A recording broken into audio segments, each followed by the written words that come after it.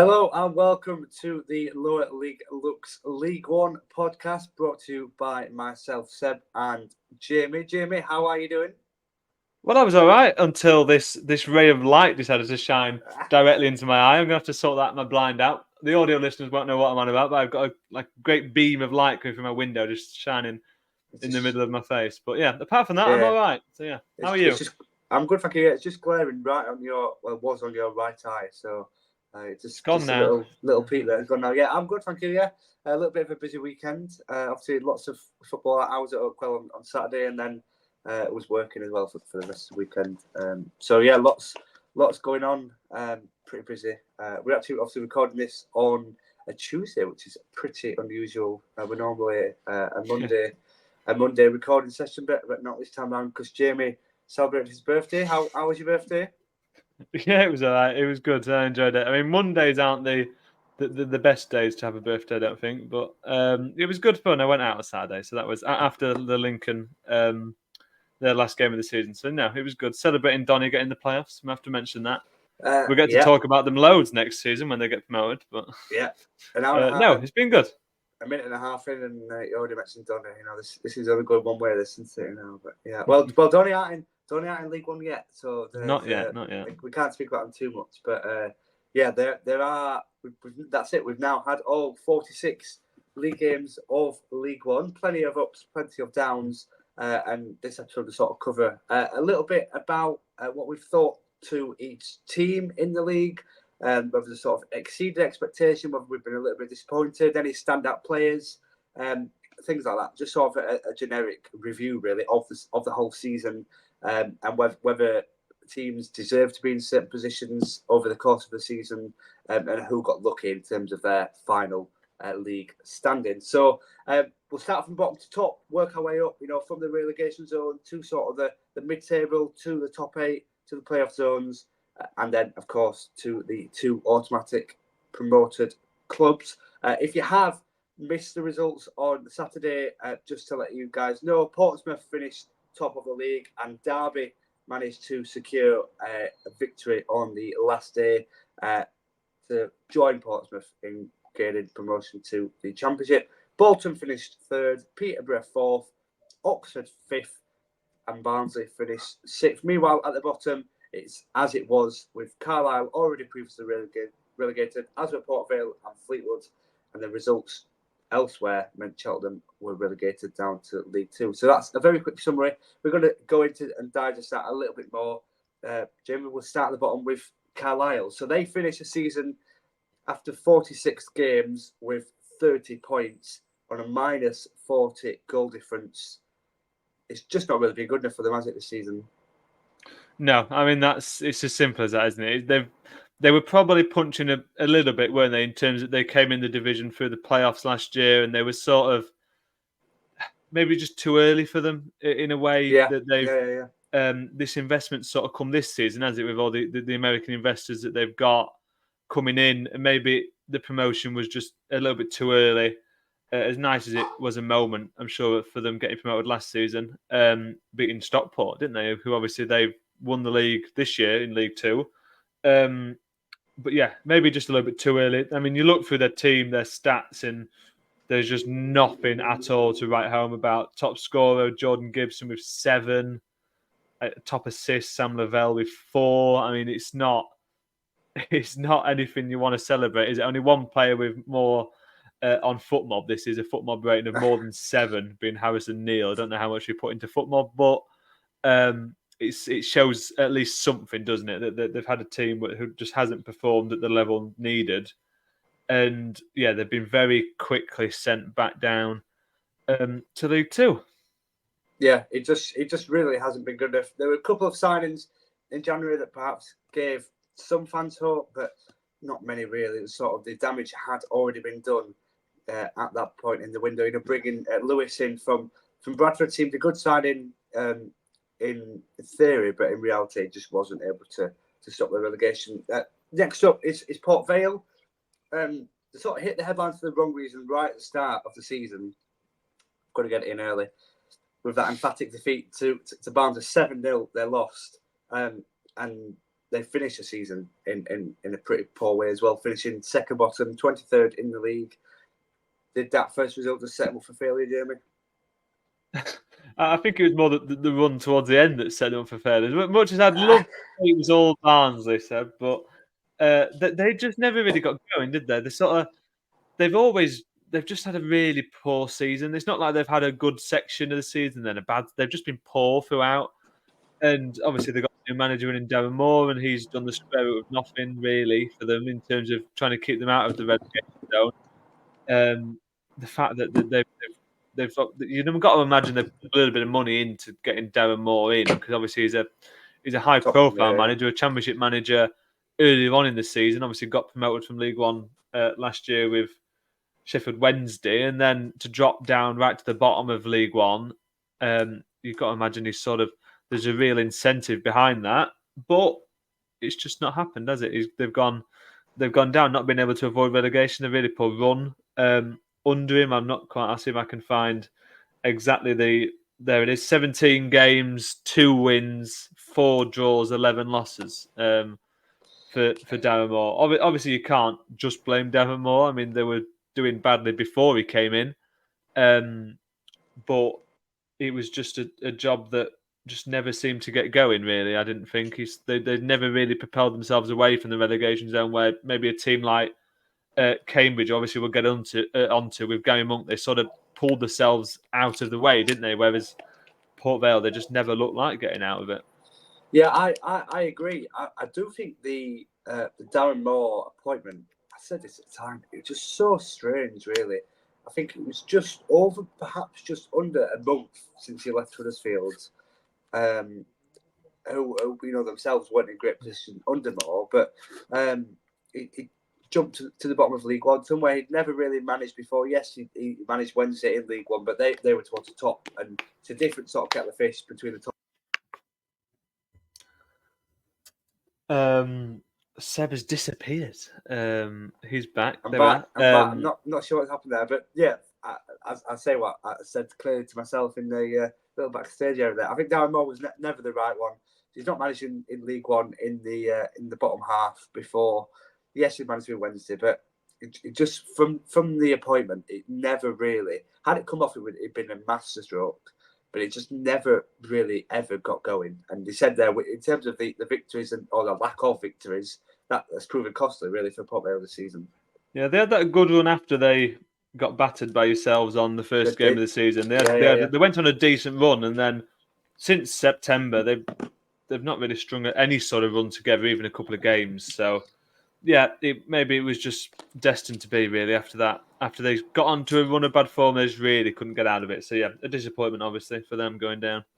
Absolutely. And from one manager change mid-season to another, we moved from Port Vale to Fleetwood. Tried to do a very clean link there, but didn't quite pull off. Fleetwood and Charlie Adam, the third out of 4 teams to be relegated from League One. What have you thought of their season so far? And could you point out any star players perhaps in the team despite the relegation? I mean, I think first on Charlie Adam. I don't think he's done an awful job. I think he was. I think I was quite skeptical when he came in terms of looking at him and going, it seems very risky. And obviously, it hasn't paid off because they have gone down. But it could have been worse. They kept themselves in the fight for a long time, didn't they? I think only 1 or 2 games before the end they actually went down, so they managed to keep themselves in the fight. I think it could be worth keeping him in. I'm assuming they would because he seems to have something about him. They've not been playing awfully, but just not quite good enough. I mean, Jaden Stockley was their top goal scorer with 9. I don't think I can quite pick out him with 9 goals, but obviously he's fairly proven, isn't he? But yeah, it's one of those, I think, for Fleetwood that they had a lot of good-looking players on paper, and it just never seemed to gel together. And then they brought Charlie Adam in, and it didn't really get going as much as it needed to. As well, they did get the odd good result, but just not enough. And yeah, at the end of the day, it was just they've just not been good enough through the season to keep themselves in. No, that's pretty fair summary, really. for me, in terms of stand-up players, Boston Lowell, he scored a great goal against Barnsley at Highbury Stadium. Only 20 years of age, midfielder. I think he's captain a couple of times at the teams as well. So he's certainly one that has stood out in a poor side. Yeah, 9 goals this season for Stockley. Given the quality he possesses, isn't exactly star-studded, really. But he's a top goal scorer. So I guess, there'd probably be the worst position without his goals, but ultimately his goals haven't helped them really because they're still been relegated to League Two. So yeah, as for Charlie Adam, I did think that was a bit of an odd one at the time, but has done well to try and help Fleetwood survive. 3 points off it in the end, but almost got there in the end.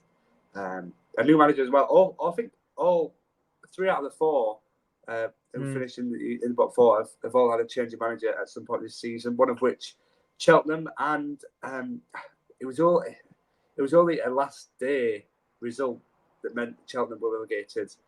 Burton Albion lost to Fleetwood on that final day, lost 3-0 as well at the Highbury Stadium, and Burton Albion survived. Cheltenham went down. Did they deserve to go down, Jamie? I think if you go down, you do deserve to go down, don't you? I think over a 46-game season, if you probably finish where you deserve to finish, I think. But yeah, that was a much better segue, I must say, than what can I say?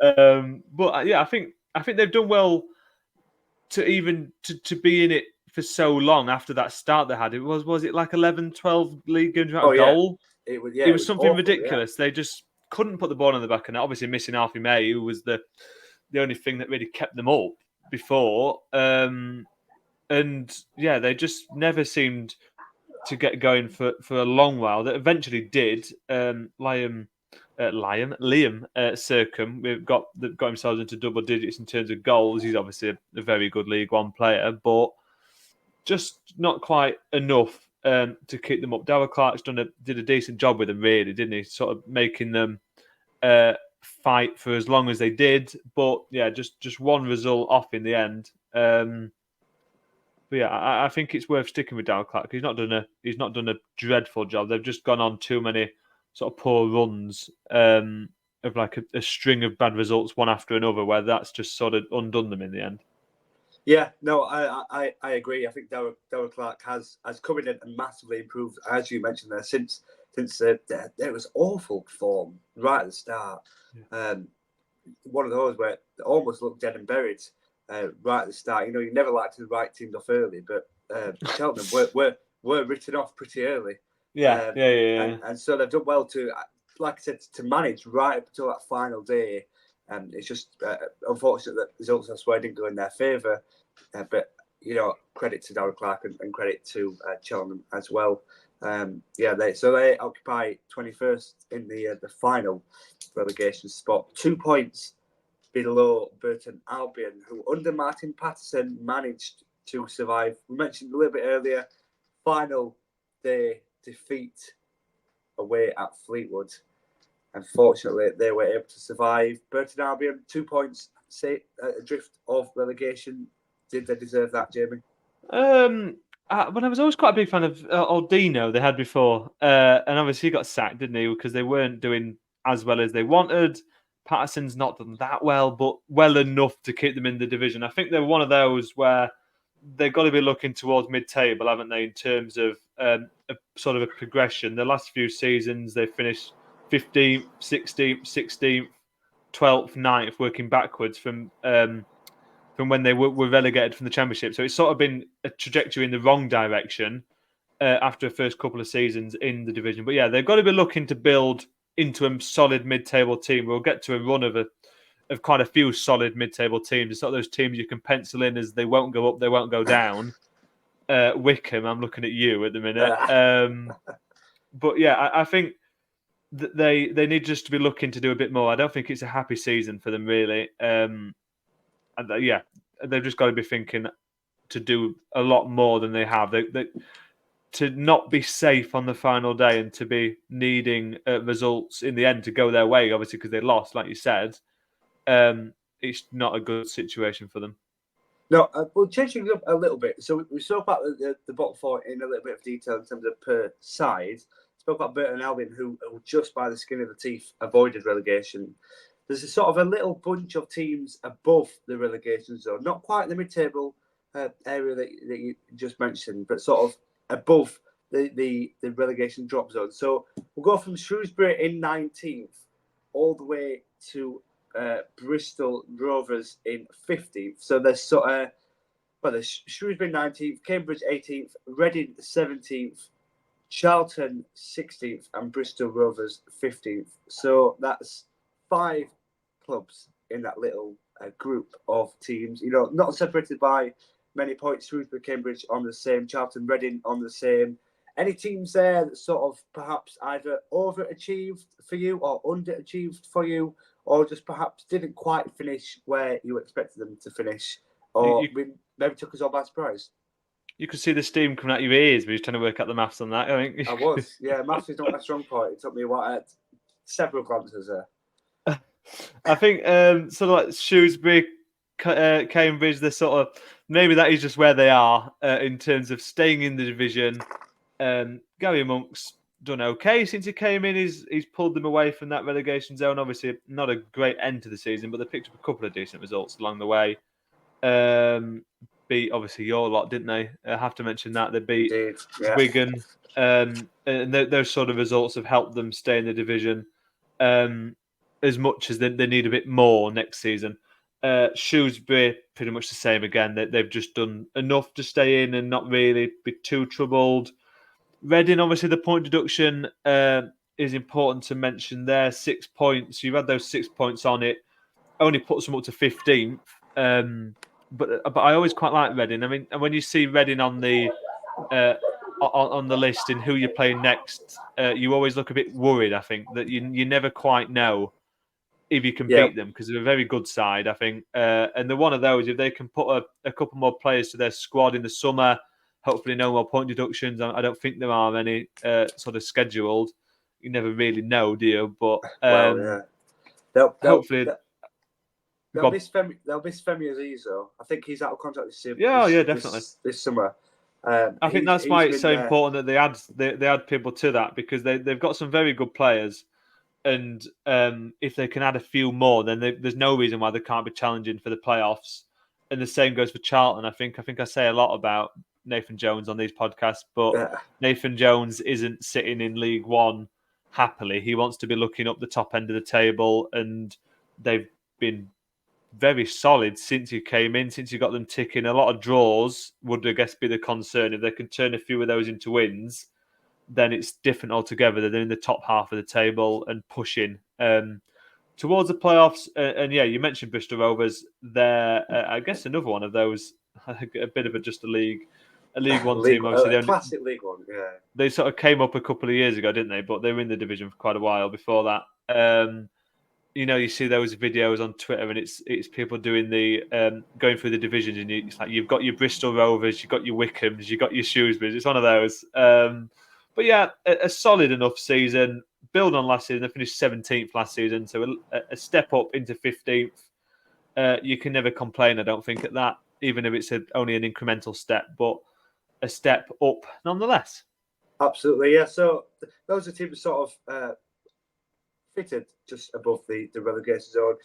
We'll move on to chat about the last of those in the bottom half of the table. So that's Wigan on 12th, Exeter in 13th, Northampton 14th, and Bristol Rovers 15th. Personally, for me, I would have thought Wigan would have finished a lot lower than they did, given the financial troubles that they faced. A little bit like Reading, but not to the same extent that they struggled with over the summer. They also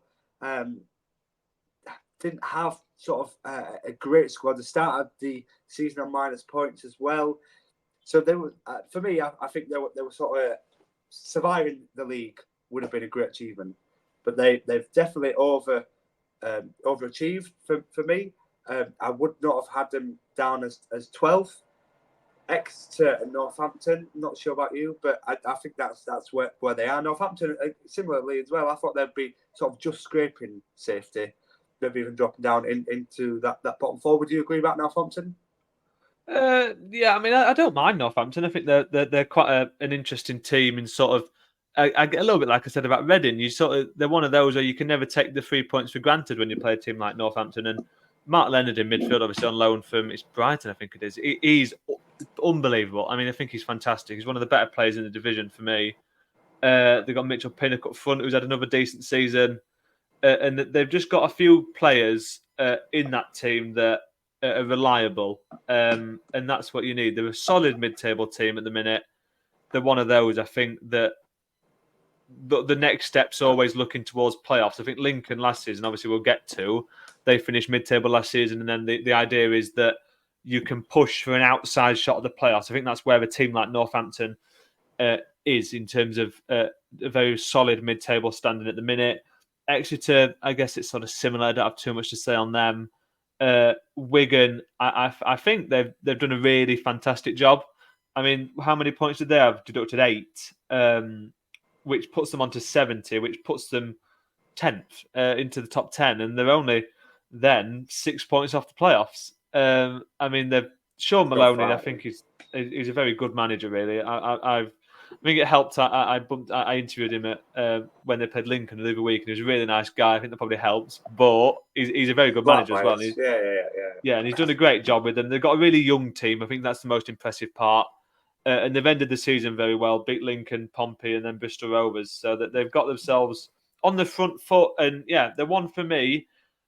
Make a very early prediction. Obviously, there's so much to play for in terms of who leaving, who going. But I think they're a dark horse in terms of playoffs next season. I really do. Heard it here first. I think that's a great way to end the first part of this sort of season review episode, if you like. We've done all the teams in the bottom half of the table. That's a great little prediction to finish on for the first half. So hang on to your seats. We'll be back very shortly for part 2.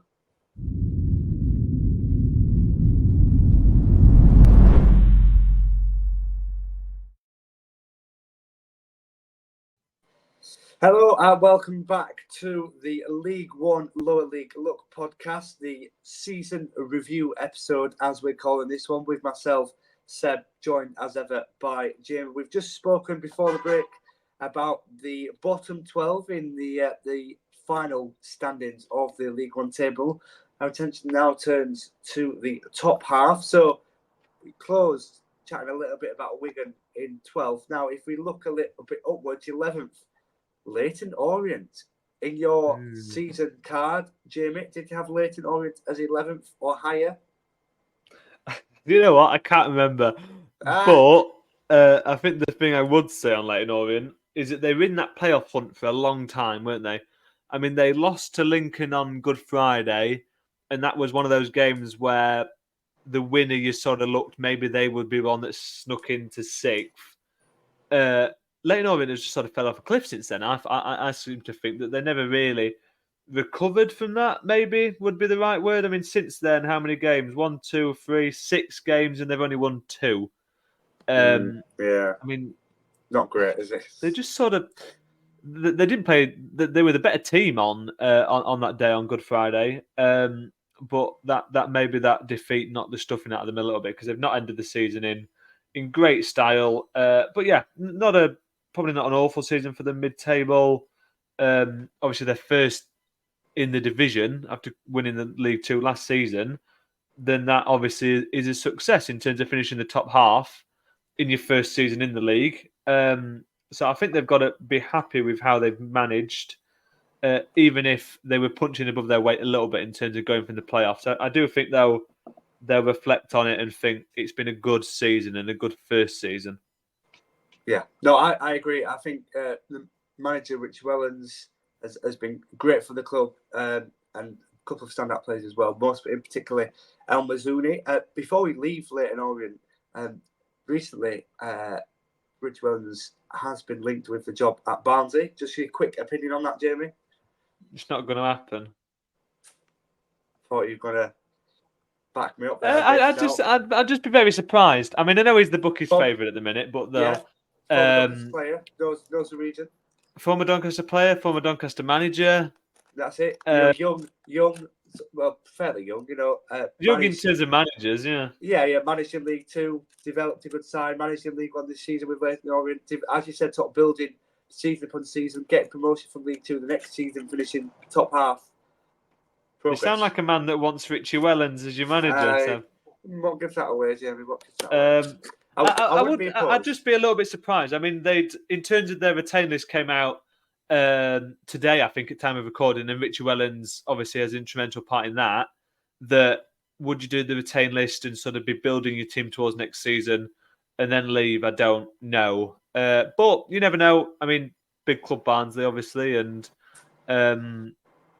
if Barnsley come knocking, then maybe that'll sort of turn him. Sort of take his eye, I guess would be the phrase. But yeah, no, an interesting one. Keep an eye on it, I guess maybe. Yeah. But for me, I would be surprised.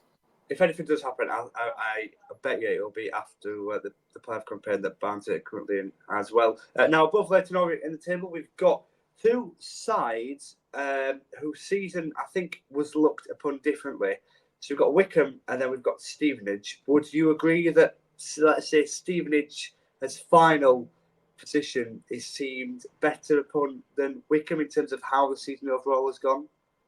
Yeah, no, I think that's interesting. I mean, Stevenage were punching into the playoffs for a long time, weren't they? And then a little bit like Leighton Orient just sort of fell off. I think more so than Leighton Orient in terms of Stevenage's case. So maybe you'd look at it as a disappointment in how well they were doing in terms of being in the playoffs for so long. Wycombe, it's a mid-table season for them. I mean, Luke Leahy, I think he's fantastic, but he's another one of those players that I sort of pick out and go, I really like watching him. He's their standout for me, but their season, that's probably where I'd expect them at the start of the season, a nice mid-table finish, whereas Stephen is doing so well for so long that they were. Pia Gianni obviously got himself, I think, into the player of the season, into the team of the season, I beg your pardon. And they were punching above their weight. Obviously, another one that came up last season into League One, that if you just said at the start they'd finish ninth, you'd probably go, yeah, that's a good season. But I think because they were flirting with the playoffs and in the playoffs for so long, maybe you'd reflect on it now and say it was a shame they didn't get in it from a Stevenage perspective. But it's a nice building block for them. It just depends who they're getting as manager as well, I think. Yeah, no, I agree with that, to be fair. Stevenage, at times this season, we're sort of pushing for the top two, for the top six, but in the end had to be happy with a ninth place finish and avoid any sort of playoff rush that we did see towards the last couple of game weeks in particular. In fact, there's no better reason than to get straight into that and look to the top eight. Now, I say the top eight rather than the top six because Jamie, of course, you'll be well aware that the top six wasn't actually fully confirmed until the final kick of the final day of the season. So context behind that: Blackpool, Lincoln, Barnsley and Oxford, 4 teams, were going for the 2 final playoff spots, 5th and 6th. Bolton and Peterborough had already got enough points to confirm their spots, but 4 teams fight for 2 places. In the end, Blackpool finished 8th. Should they be happy with that finish, Jamie? I think as a team that's coming down from the Championship, you're always looking at going back up, aren't you? Or at least being in the playoffs and giving yourself a chance. So maybe that they will be slightly disappointed that they didn't make it into the playoffs in the end. I mean, it was always something that was in my mind that their home form was very good. I don't know if that actually reflected on the tables. Yes, it is. That's good. I was a bit worried slightly. They finished. I wasn't going to doubt you. I wasn't going to doubt you. They were 4th in terms of home record. Only lost 3 games at home all season. I mean, because they always seem to do well at home and not as well away. 14th on the away table, and that's probably what has cost them in the end in terms of getting into the playoffs. If they can replicate next season their home form away from home, then you are looking at a playoff place. But I think they probably will be a little bit disappointed that they haven't made it in. Lincoln, I think, is the opposite to that. But I'll let you go for your take first. Yeah, Blackpool's a little bit of a weird one. I thought of the 3 teams that were relegated, I think they would have the best chance of getting promotion back to the Championship. Reading and Wigan both had financial troubles, and I think both started the season on negative points. I know, there was off the field issues with both clubs. Blackpool, there wasn't that. So I always sort of knew in the back of my mind that they would be the ones most likely to challenge, whether that was challenge for top 2 or challenge for top 6. But in the end, I just think it's more they're consistently inconsistent with results than there have been this season. You spoke about the home form. Yes, it's home form, but I think their away form just hasn't been good enough. There's been times where they've sort of taken the lead in games, but conceded really easy and cheap goals and ended up losing the lead, which you never want to do when you are pushing for something, which Blackpool were right until the end. Last game of the season as well, giving away easy goals away at Reading, which just didn't help their cause at all. So, yeah, Blackpool, they will be disappointed to not make the playoffs, but 8th place is pretty solid, I think, given their inconsistency so far this season. So they're in 8th. In 7th, a man who knows lots about it, Jamie, Lincoln City. That's very generous. Yeah, you do it. Yeah. 2 points. But no, they 2 points off the top 6. Yeah, and they were fighting really hard to get into that playoff positions, but in the end, just wasn't happening for them. Yeah, well, they needed a win on the final day, didn't they? And then it just not unravelled, but they just looked really nervous, especially in the first half. Looked very nervy. Second half, they came out a little bit better, got a penalty, which Danny Mandreu missed. I think the sort of, not the excuse, but the reason that has sort of been given is that his standing leg slipped. But regardless, I'm always a bit harsh with penalties. I think penalties should always be scored, but maybe I'm just a little bit harsh on that. But either way, they gave it all they had really in a way, and they were left really open at the back, which led to the couple of goals Pompey scored right at the end.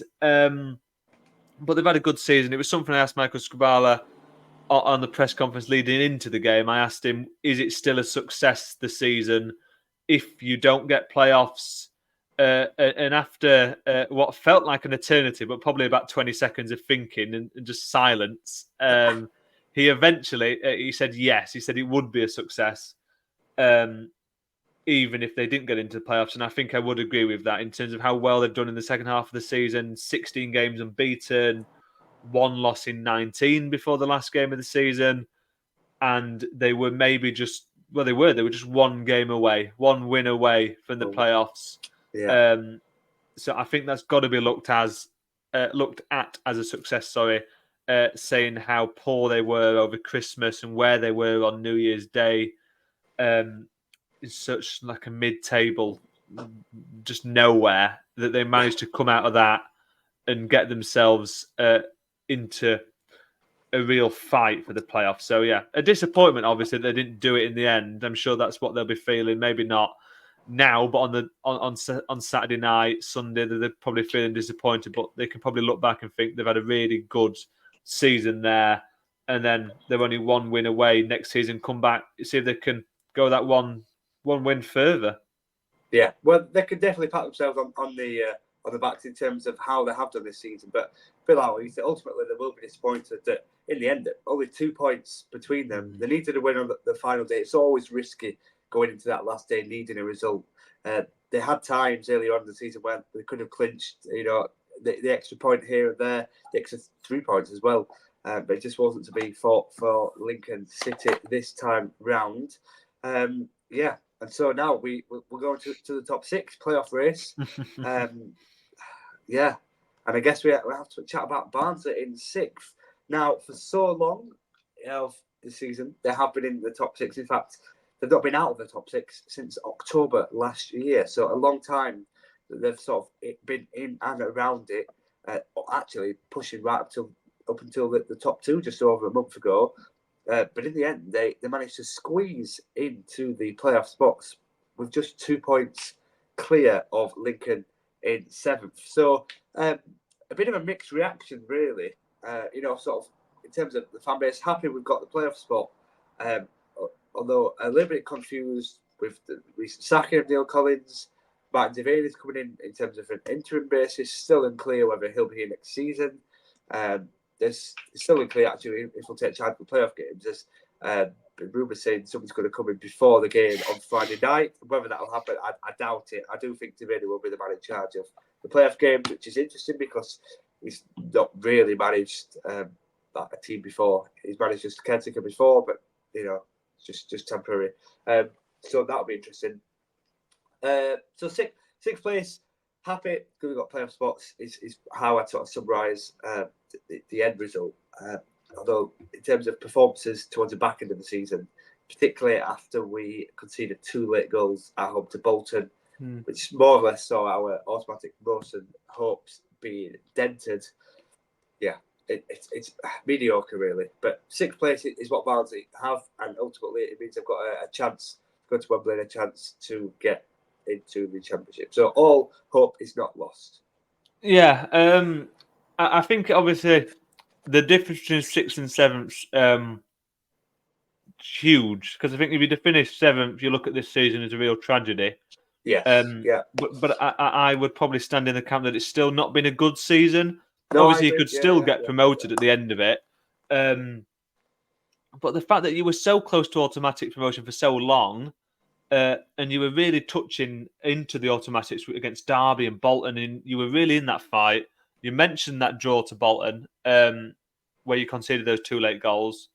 And after that, you just sort of spiralled, and you've done well just to keep in the playoffs in a way. But I think you've got to look at that as a disappointment in terms of not even being close to the automatics at the end. I mean, how many points off 16 points, I think, off the automatics, which to where you were a couple of months ago is really poor. It's poor. No, I agree, massively agree. It's not good enough, but I guess we've got to look at it positively that there is still a chance that we get promoted. Ultimately, we like to say, having lost last season in heartbreaking circumstances at Wembley, the issue, the thing in everyone's mind was we can come back this year, we can come back this year, and we still have a chance to come back. Yeah. But a bit like what you said, the circumstances just not great, really. But anyway, I agree with that. Yeah, we've got to be positive. So Barnsley 6th. Well, yeah, if you don't laugh, we'll cry, really. You've got to look positive.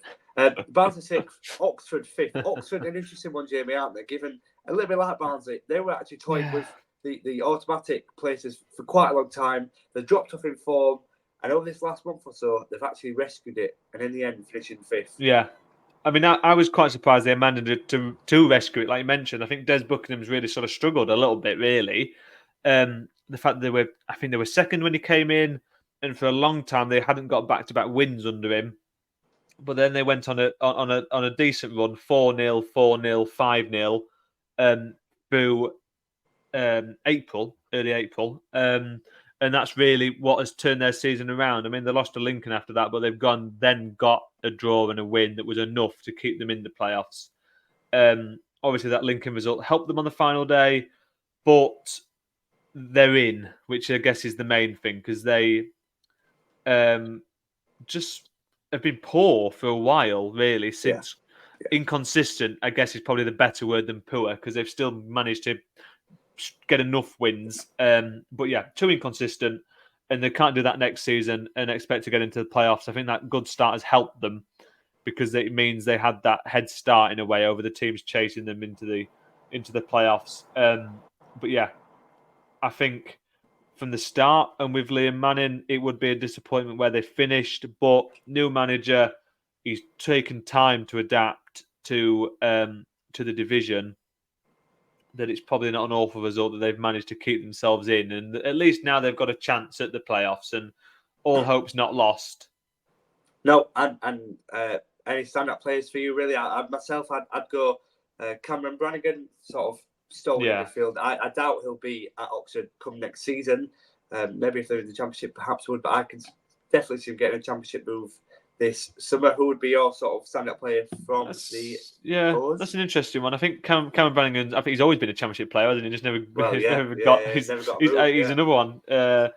Ruben Rodriguez, maybe that's the one I'd pick out. Then obviously came in from Notts County, 9 goals, 4 assists in 51 games. That's a good return in the first season at that level. Coming up, obviously, or coming up 2 divisions. Yes, yeah, Notts County. He's done really well, but yeah, you took the main one with Brannigan. I mean, he's a fantastic player, and he sort of ties that team together very well. But yeah, some good players in that team. I think we've mentioned the best 2. Mark Harris, 15 goals, obviously worth mentioning. But yeah, a good few players in that team, and if they can add to it, then they're a real threat next season, even for automatics.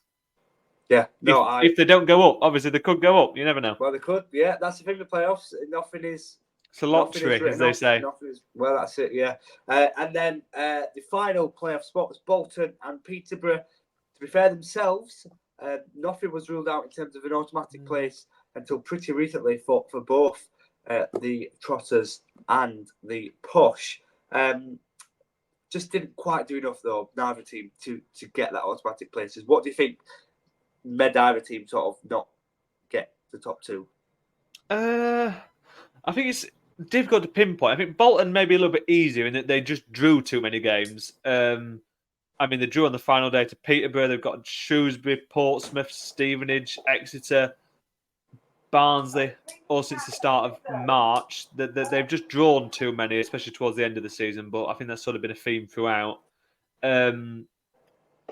They drew 12 games, which is more than Derby and Peter, but less than Portsmouth actually. But Portsmouth only lost 5, so I mean, you can't really can't count them all, can you can't. Yeah, exactly. But yeah, I think just a couple too many draws in terms of if you turn a few of those results into victories, then they are in the automatics, and that's something I think they need to look at for next season. A bit more consistency, maybe a little bit something different, maybe another option.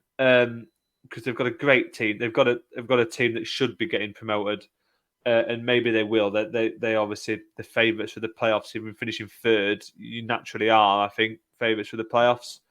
But Peterborough obviously themselves in a good position.